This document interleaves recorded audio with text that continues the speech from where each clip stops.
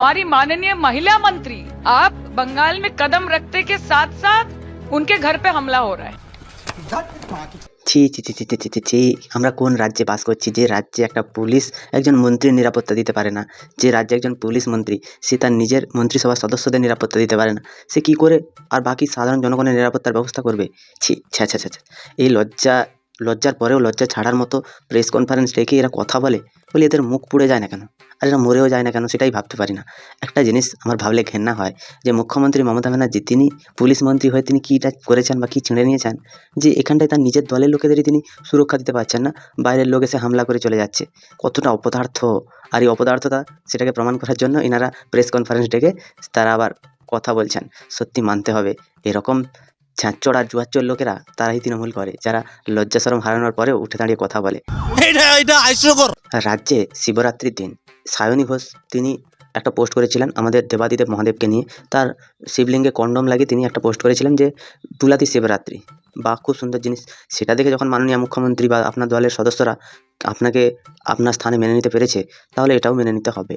তার কারণ হচ্ছে উন্মুক্ত জনতা যারা দেবাদিদেব মহাদেবকে মানে তারাই পিটেছে আপনাদেরকে, এটা আর বুঝতে বাকি নেই। আর আপনাদের মতো এরকম ঢ্যামনা প্রকৃতির মানুষজন তারা যে পশ্চিমবঙ্গে এরপরে জেতার পরে কি ছিঁড়ে নেবে সেটা আমরা বুঝে গেছি, তাই আমাদেরকে বোঝানোর আর কোনো দরকার নেই। তো আজকে এই ঢ্যামনা সায়নীকে নিয়ে কথা বলবো, তোমরা ভিডিওটা শেষ পর্যন্ত দেখতে থাকো, কথা দিচ্ছি দারুণ মজা পাবে। তো চলো আর বেশি না বকে ভাট আজকের ভিডিওটা শুরু করা যাক। তো হে বাঙালি, হ্যালো বাঙালি, নমস্কার বাঙালি, কেমন আছো তোমরা সবাই? আশা করি অনেক অনেক ভালো আছো। আজকের একটা নতুন ভিডিওতে তোমাদের সবাইকে অনেক অনেক স্বাগত। अरे हाँ भाई हाँ। तो यहाँ पे आपका 56 इंच का सीना हमको दिख रहा है, लेकिन डोनाल्ड ट्रम्प के सामने नहीं दिख रहा है। সত্যি কথা বলতে মহিলা বলে না কোনো রকম কোনো গালি দিতে রুচিতে বাঁধে, নাহলে এনাকে এমন এমন গালি দিতাম দেশের প্রধানমন্ত্রীকে নিয়ে কুরুচিকর মন্তব্য করা একদম বার করে দিতাম। এনারা কোনোদিনও দেশের স্বরাষ্ট্রমন্ত্রী, দেশের প্রধানমন্ত্রী, পশ্চিমবঙ্গের রাজ্যপাল, দেশের রাষ্ট্রপতি এদেরকে কাউকে সম্মান করতে জানেন না আর পারেনও না। শেষে কিনা দ্রৌপদী মুর্মুকেও পর্যন্ত এনারা বিজেপির এজেন্ট বানিয়ে দিলেন। মানতে হবে এনাদের সাহস আছে এবং এনাদের কথা বলার একটা ভঙ্গিমা আছে। আর এনাদেরকে না সামনে পেলে ঠাঁটিয়ে দুটো জুতোর বাড়ি মারতে ইচ্ছে করে। মানুষ তো এরা কখনো হতে পারেনি, বাপ ঠাকুরদার দেওয়া কোনো শিক্ষা নেই। সায়নী ঘোষ এত খারাপ কথা বলার পরে, এত কুরুচিকর মন্তব্য করার পরেও না তৃণমূলে সে একটা স্থান দখল করে আছে। যাদবপুরে একটা শিক্ষিত জায়গা, সেখানটায় তিনি মুখ্যমন্ত্রী মমতা ব্যানার্জি সায়নী ঘোষের মতো লোককে দিয়েছেন। সে সেখানে গিয়ে কী উন্নয়ন করবে জানি না, সারা জীবন তো মুখে পেন্ট লাগিয়ে অভিনয় করে গেল। সে রাজনীতির কী বোঝে, তাকে টিকিট দিয়ে দাঁড় করে দিচ্ছে। তৃণমূলে এই তারকা প্রার্থী নিয়েই তৃণমূল দলটা চলছে, নাহলে কেউ পুষতেও না তাদেরকে। कि एक दूसरे देश का राष्ट्रपति हमको आके बोल रहा है कि हम किससे तेल खरीदेंगे, हम कितने पैसे में खरीदेंगे, कितने दिनों के अंदर खरीदेंगे। এরা হচ্ছে কুত্তার জাত কুত্তা। কারণ যখন কুত্তা ঘেউ ঘেউ করছে, আমি ডোনাল্ড ট্রাম্পকে কুত্তার সাথে তুলনা করলাম। কুত্তা হাজার ঘেউ ঘেউ করতে পারে, তুমি তোমার ঘরটা দেখো না, নাকি তুমি কুকুরের সাথে ঘেউ ঘেউ করতে চলে যাবে? ডোনাল্ড ট্রাম্প বলছে যে রাশিয়া থেকে তেল কেনার জন্য ছাড় দেওয়া হলো। ভারত তো অলরেডি 40% তেল রাশিয়া থেকে কিনতেই আছে। তো ডোনাল্ড ট্রাম্প এখানে কি ছিনে নিল? আর এরা এত বড় বড় ডায়লগ মারছে, এনারা মনে হচ্ছে খুব ভালো কাজ করছেন। আইপ্যাকের অফিসে যখন ইডি রেড হয়েছিল, তখন মুখ্যমন্ত্রী মমতা ব্যানার্জি সব কাজ ছেড়ে মুখ না ধুয়েও তিনি চলে গেছিলেন ফাইল আনতে।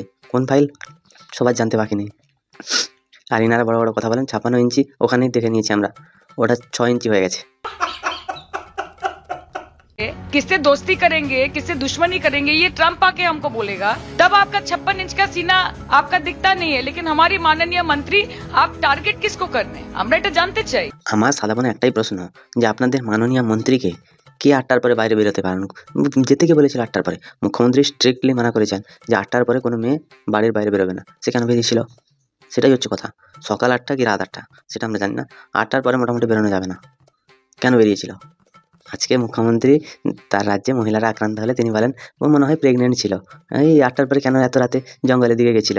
এই ছেলেপুলেরা একটু দুষ্টু মিষ্টি করে ফেলেছে, তো এটাও সেমভাবে নাও না, ছেলেপুলেরা একটু মালমুল খেয়ে পিটে দিয়েছে, দিলে আমাদের নিতে সুবিধা হবে আর কি, আর তোমারও শুনতে সুবিধা হবে। এত ধড়িবাজ এরা, এদের ধড়িবাজি মানুষের সামনে যখন চলে আসছে না, তখন এরা অন্যদিকে মোড় ঘোরানোর চেষ্টা করছে। প্রথমে বলেছিল যে বিজেপি নাকি মাংস খেতে দেবে না, মাছ খেতে দেবে না, এটা খেতে দেবে না, ওটা খেতে দেবে না, বাঙালিয়ানায় আঘাত করছে। যখন দেখলো বিজেপির ব্রিগেড সমাবেশে মাছ মাংস সব কিছুই রান্না হচ্ছে, ডিমও হচ্ছে, বিরিয়ানি হচ্ছে, তখন এরা আবার গ্যাস নিয়ে বলতে শুরু করলো। মানে এদের মরণ কবে হবে সেটাই জানতে বাকি আছে আমার।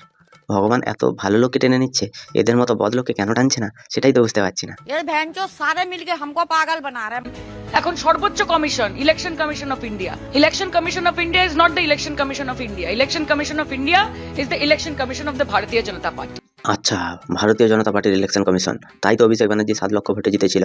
তাহলে বিরোধীরা যে বলছে চুরি চামারি করে জিতেছে, সায়নী ঘোষও নিশ্চয়ই চুরি চামারি করেই জিতেছে, কারণ এরা যখন জিতবে তখন সেটা খুব ভালো, আর এরা হেরে গেলে বিজেপির ইলেকশন কমিশন সত্যি এরা যে কত রকমভাবে রং বদলায় সেটা মানুষজন না দেখলে বুঝতে পারবে না।